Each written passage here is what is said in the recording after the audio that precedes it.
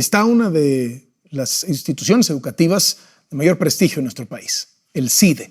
Y hoy nos acompañan para hablar de eso en el estudio de Latinus, 2 estudiantes y un profesor de esta institución. Está con nosotros Jean Meyer, quien es uno de los grandes intelectuales de este país. Es una referencia mundial cuando se trata de, por ejemplo, temas como la Guerra Cristera en México. Sus textos son unos clásicos universales sobre este asunto, pero ha estudiado también, por ejemplo, textos extraordinarios sobre las religiones en todo el mundo. Es decir, estamos hablando de un intelectual no solo líder en México, sino de talla internacional.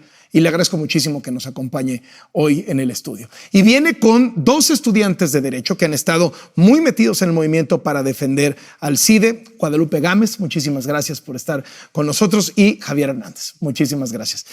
¿Frente a qué estamos, maestro Meyer? ¿Estamos frente solamente a un tema que tiene que ver con el CIDE? ¿O es algo mucho más profundo que retrata esto que se ha llamado 4T? Es algo mucho más profundo. El CIDE es una pequeña institución, 500 estudiantes, 120 profesores, investigadores, pero se ha encontrado en la mira de un proyecto que no es el proyecto de toda la 4T, pero de una fracción o una facción, como quieres, en el seno de la 4T, y que ha declarado la guerra a la inteligencia.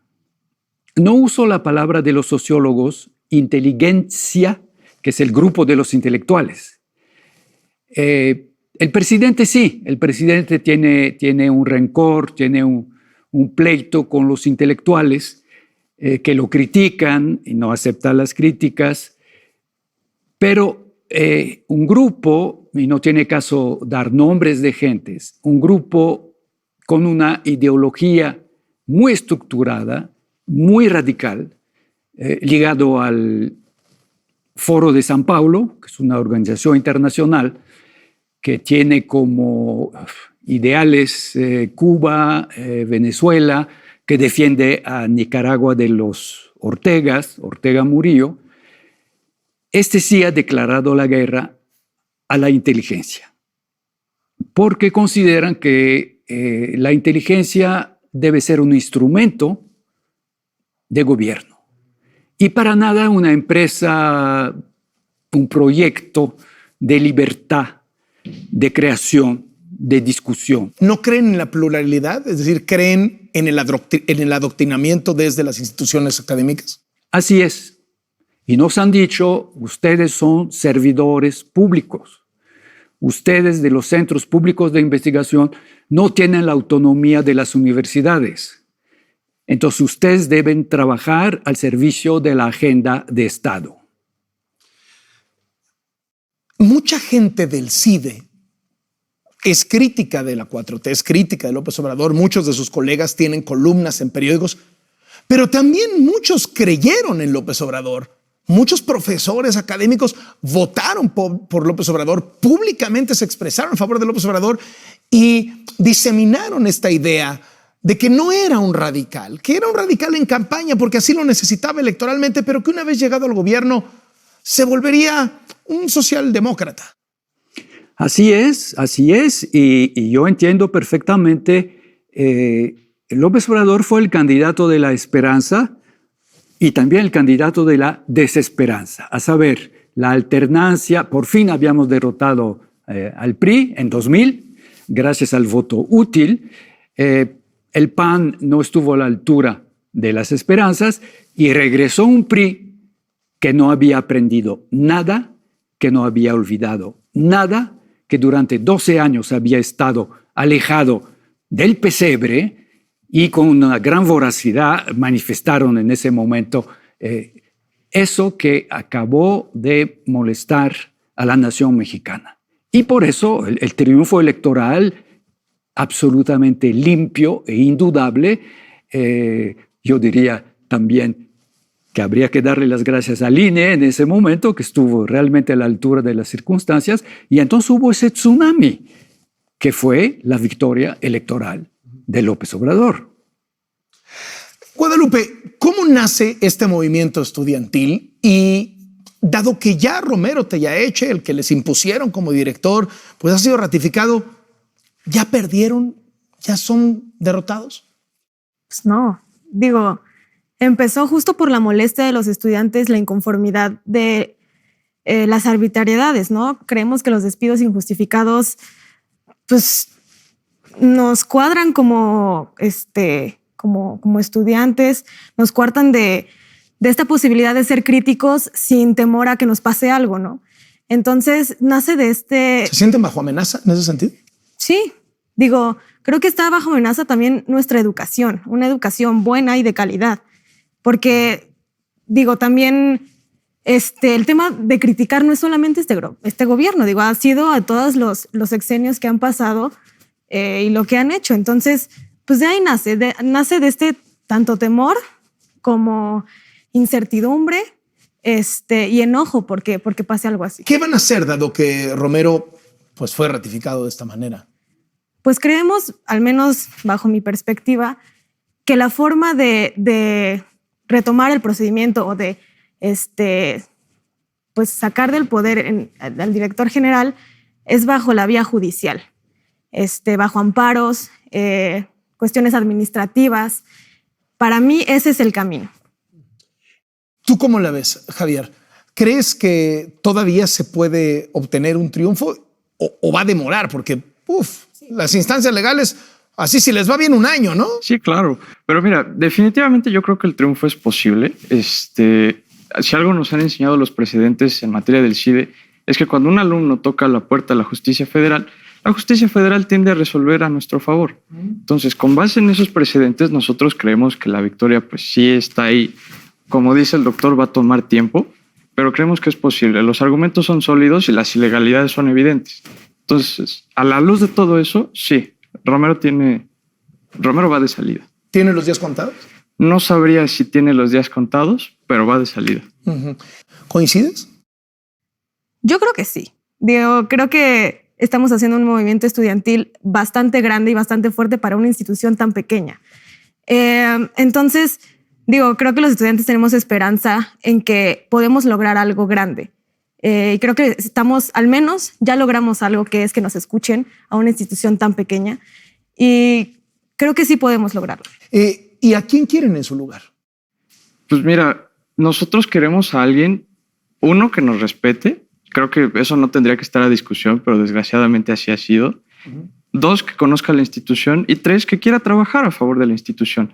El doctor Romero no tiene ninguna de esas tres cualidades. A todo lo contrario, abre la boca para agraviarnos a nosotros los estudiantes, para agraviar a la comunidad académica. Y yo creo que una persona así no puede dirigir el CIDE. Se supone que hoy tenían un diálogo con la directora del CONACYT, que ha sido, pues digamos, el brazo ejecutor de todas estas ideas, Álvarez Builla. Finalmente se pospuso para el día siguiente, aparentemente en acuerdo con ustedes, ¿no? Bueno, pues, eso dijo. No, algo así. O sea, digo, ese mismo día nos dijo, hoy va a ser la reunión en el CIDE. La verdad es que no fuimos tan consultados para cambiarla y posponerla. Sí, no. Y aunado a eso, ellas crearon otra carta contra las represalias que nosotros ya habíamos hecho. Entonces dijeron, nosotros la vamos a hacer y ustedes la van a checar y nosotros la firmamos. Digo, no nos parece correcto esa forma de realizar las cosas, porque justo nosotros lo que queríamos era que firmaran nuestra carta. El problema con CONACYT y con esta administración de CONACYT es que, como hoy dicen que son peras, mañana son manzanas. Y a nosotros en el CIDE nos gusta pues la certeza, y más a nosotros, chance que estudiamos Derecho, nos gusta pues saber a qué atenernos y saber con base en qué tomar decisiones. Con esta administración de CONACYT y con esta gestión del doctor Romero no hemos tenido eso. ¿Qué papel, doctor Meyer, está jugando María Elena Álvarez Builla, la directora del CONACYT, en este conflicto y en general como la funcionaria científica del gobierno de López Obrador? Bueno, primero déjeme decir que los estudiantes son muy corteses, porque hablan de peras que se transforman en manzanas cuando se trata de mentiras. Anoche publicó CONACYT un comunicado diciendo, por acuerdo con los estudiantes se pospone la entrevista prevista para el día jueves. Enseguida recibí la noticia algunos estudiantes que me dicen, ¿cuál acuerdo? Por desacuerdo se suspende.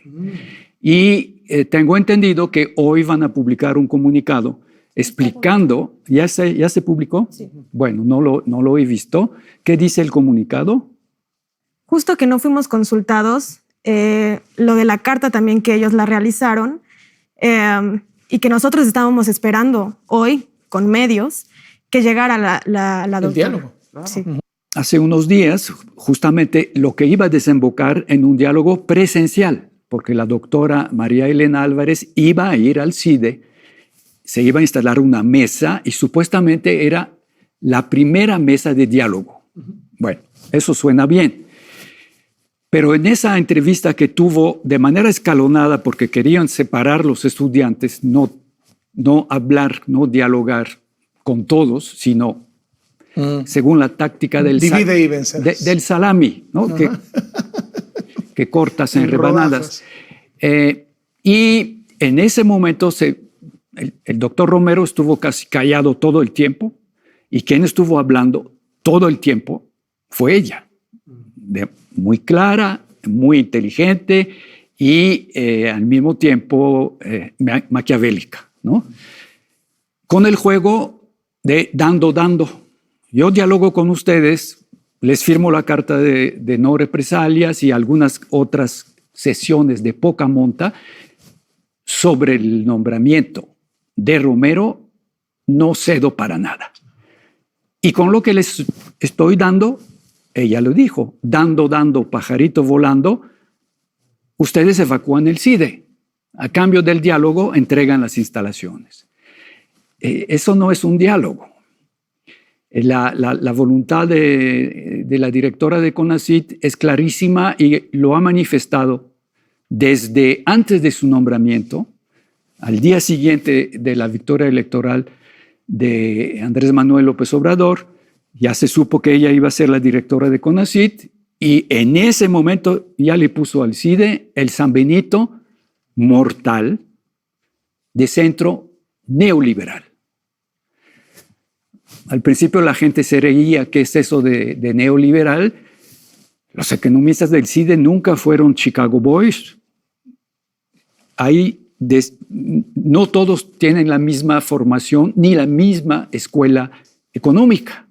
Y jamás los economistas del CIDE, yo no soy economista, lo puedo decir tranquilamente desde fuera, nunca los vi al servicio del gran capital o de las empresas mexicanas. Pero la doctora María Elena Álvarez sí, y acusó a su predecesor, director de CONACYT, Enrique Cabrero, de haber puesto CONACYT al servicio del gran capital y de las empresas mexicanas. El problema, ahí entran las cosas de personas. Enrique Cabrero, antes de ser director de CONACYT, había sido director del CIDE. Entonces, si mi enemigo, director de CONACYT, ha sido director del CIDE, pues significa que el CIDE está al servicio del gran capital, es un centro neoliberal y por eso o hay que destruirlo o mejor, colonizarlo. ¿Hay una suerte de nuevo macartismo con este término de neoliberal? Si se acusa, eres neoliberal y entonces a partir de ahí todo el peso del Estado para destruirte, seas institución, seas persona, seas académicos, estudiantes, seas periodista, eres neoliberal, fuera, a acabar contigo. Exactamente. Es como, perdonando, pero es como, no lo voy a decir, era una mala analogía. Sí, demasiado fea. Pero sí, es el San Benito, y el San Benito nos remite a la Inquisición, y terminas en la hoguera. Cuando tienes el San Benito puesto, terminas en la hoguera. ¿Es Álvarez Bulla o es López Obrador al final? El presidente apoya a la directora de CONACYT. Yo creo que el presidente al principio ni sabía de la existencia del CIDE y me parece perfectamente normal, porque, insisto, es una pequeña institución y los CPI, los Centros Públicos de Investigación, que son 26, apuesto que el público que generosamente nos escucha y muchos nos apoyan, pues serían incapaces de saber qué significa Sinvestav o qué significa CIMAT o qué, ¿no?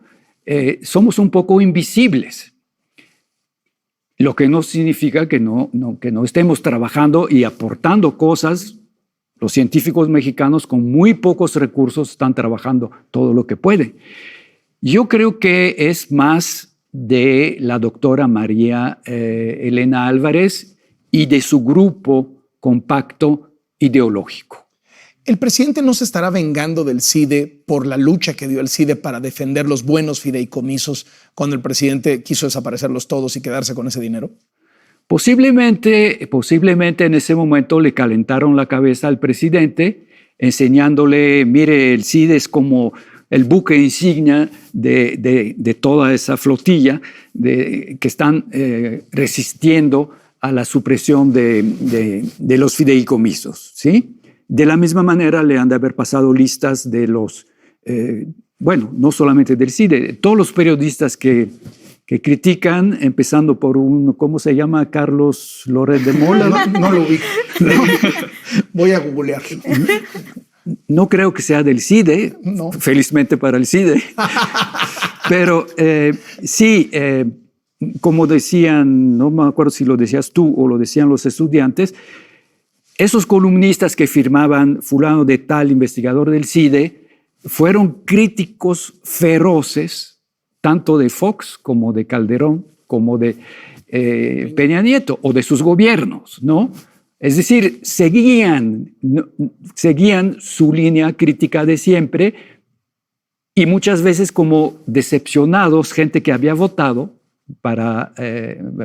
López Obrador y decepcionados, por ejemplo, en la cuestión de migración o en la cuestión de seguridad pública. O de corrupción, ¿no? O de la corrupción.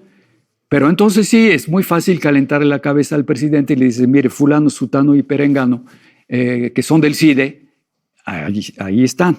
Entonces, cuando la directora de CONACYT ataca el CIDE, pues el presidente apoya o está de acuerdo, no ve problema. Guadalupe, Javier, muchos movimientos estudiantiles en la historia de México han iniciado por conflictos que tienen que ver con la academia, pero han crecido muchísimo más, se han vuelto mucho más que una piedra en el zapato de los gobiernos en turno. Hay un vacío de la oposición en México, hay un vacío de la oposición partidista, de la oposición formal, y hay mucha gente que está viendo en este movimiento legítimo de chavos inteligentes, limpios, transparentes, que están defendiendo, que no están teniendo miedo, algo que puede crecer hasta volverse un semillero de opositores, un contrapeso al presidente y a su régimen. ¿Lo ven así? A ver. Pues mira, yo pensaría que hoy nuestra lucha es estudiantil. Esencialmente, pues somos estudiantes, queremos estudiar. Mañana, pasado, podríamos hablar. Tenemos el ejemplo de 132, que de ahí han salido pues, talentos del oficialismo, no necesariamente de la oposición. Yo pensaría que pues hablar de eso sería un poco adelantarnos a las cosas, pero hoy por hoy lo que sí te puedo asegurar es que pues desde lo que nos toca a nosotros, que es defender a nuestra institución, pues sí, ahí estamos. Y si eso es ser opositor, pues entonces creo que pues sí somos opositores. Guadalupe. Yo pensaría que en este momento no estamos consolidando una oposición política. No. Creo que hay distintas mentalidades tanto dentro de los estudiantes como fuera, y todos estamos apoyando el mismo movimiento que es la destitución del director Romero y nuestras peticiones estudiantiles. Entonces, creo que dentro de los estudiantes también hay diversidad. Y entonces no podríamos hablar así de bote pronto que vamos a crear una oposición política. ¿Están unidos, doctor Mayer? Los académicos, los trabajadores, los estudiantes.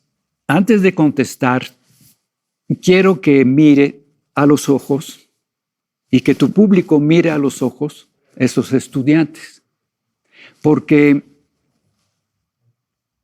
son nuestro porvenir. Es una nueva generación. Son diferentes. Nos sorprendieron cuando saltaron a la palestra, porque los estudiantes manipularon a los profesores y nos están manipulando. No son los profesores asustados, espantados, estamos viendo qué se puede hacer. Muchos temerosos de perder su chamba también, ¿eh? Muchos temerosos. Hay digamos, jóvenes profesores que no tienen ni ahorros ni capital de... Bueno, yo al final de mi vida no tengo preocupación de ese estilo, pero una joven pareja con niños, hipoteca, compran el coche a crédito y todo eso, entiendo perfectamente. Pero los estudiantes son los que brincaron.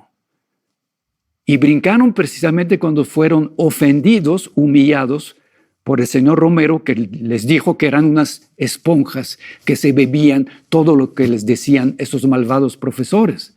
Bueno, esos estudiantes son nuestro porvenir, no son solos, porque a diferencia del movimiento estudiantil de 1968, que fue únicamente de la Ciudad de México, la novedad es que ahora hay muchas universidades en provincias y grandes universidades. En aquel entonces no. En aquel entonces la única universidad en 68 que se movilizó un poco y apoyó a la UNAM fue la de Monterrey. ¿Y por qué? Por un joven que se llamaba Luis Donaldo Colosio.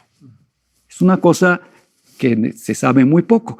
Hoy en día, casi todas las universidades del país, los estudiantes de las universidades del país se están movilizando.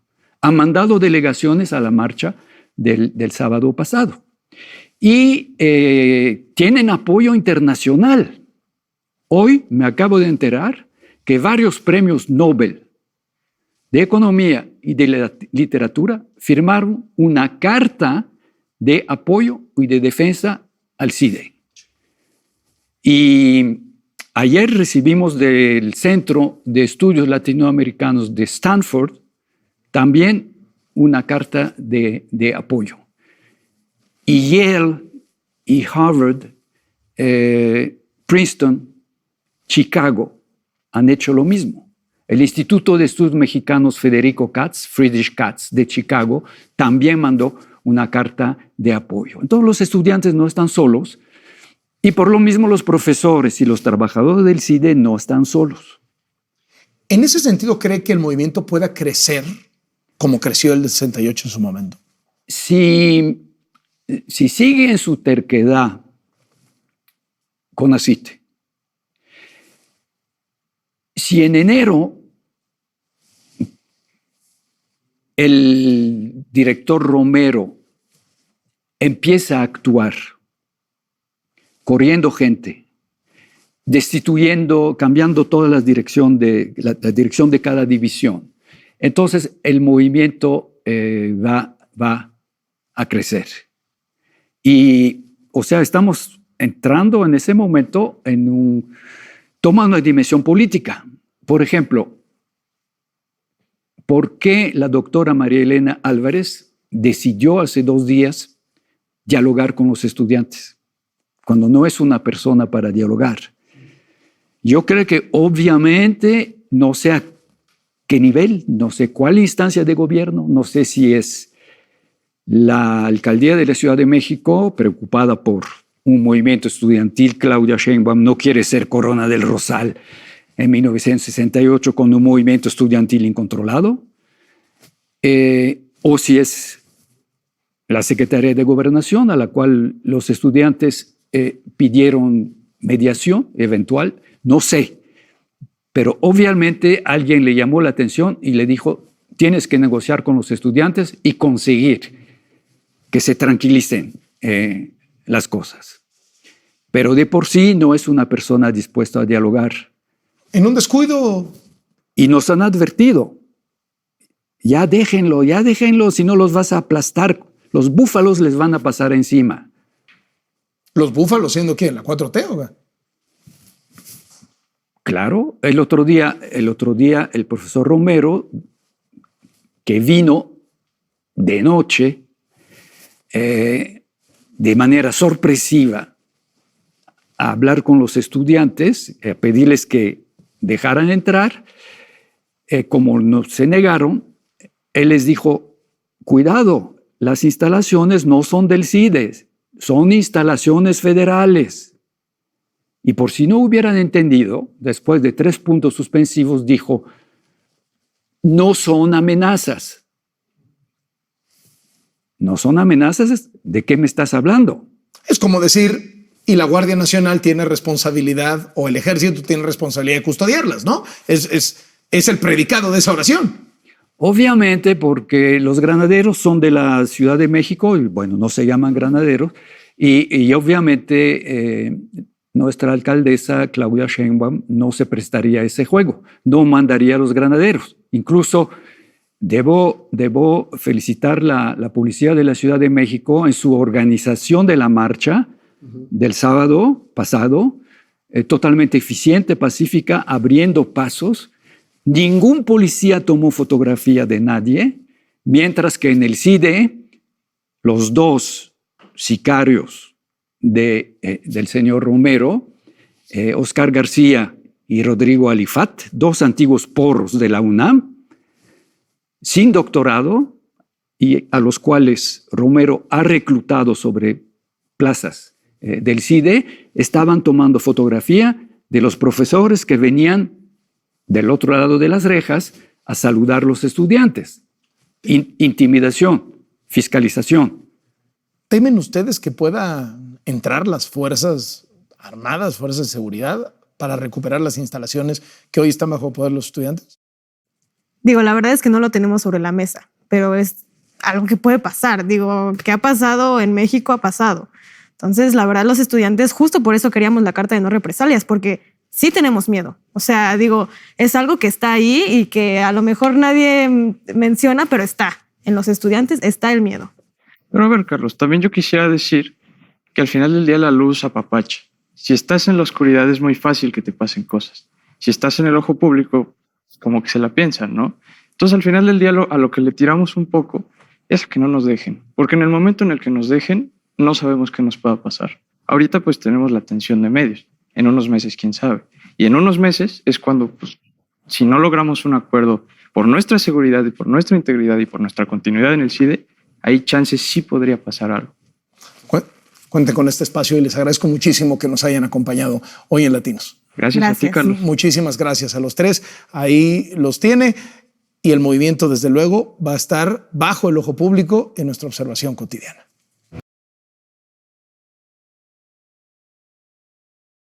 Ahí está la entrevista de Loretito de Mola sobre la gente del CIDE. Pues sí se ve como que muy falsa la entrevista, pero pues bueno. Y ya dice el señor Meyer que pues, la 4T y AMLO está en contra de la inteligencia y que AMLO tiene rencor y pleito contra los intelectuales. Intelectuales para ellos, pues que vienen siendo nada más son 3, 4, 5, 6 gentes y para ellos ya son todos los intelectuales. Pero pues bueno, así que pues bueno amigos, los invito a que se suscriban, comenten, le den like y compartan para que mucho más personas nos vean. Recuerden consumir Pironillo Ramoni 100% natural, 100% orgánico, 100% de Chihuahua. Te ayuda para la diabetes, bajar de peso, hipertensión. Nos vemos en el próximo video. Hasta pronto. Bye. Suscríbanse.